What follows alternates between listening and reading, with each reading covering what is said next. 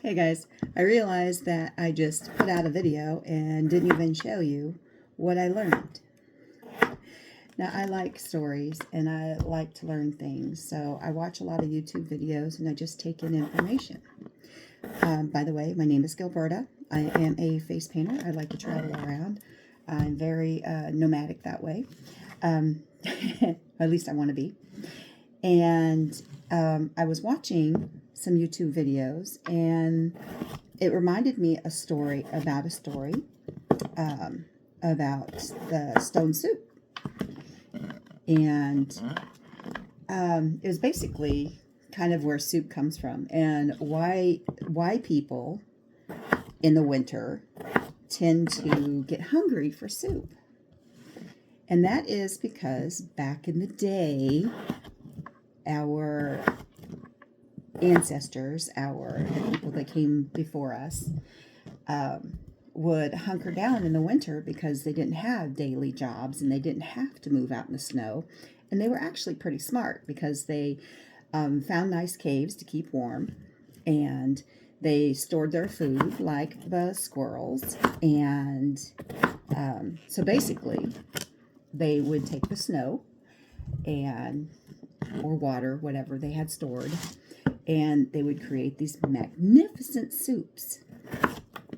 And it makes sense that our DNA can process that we want soup in the wintertime. And it's not really a big story, I guess, but maybe a theory. But it always reminds me of the story about the stone soup, where the man who walked from town to town with a stone, and he would bring communities together using this stone. And he would go to the middle of the town and everybody be curious about what he was doing. And he would stir that stone and he would just stir it and stir it and stir it. And he's almost ready. And it would build everybody's attention, and they would be like, because everybody's taking care of their own home, and, they don't really want to share with anybody. But they realized that he would mention, oh, if only we would have some carrots. And somebody in the community would go, oh, I have carrots.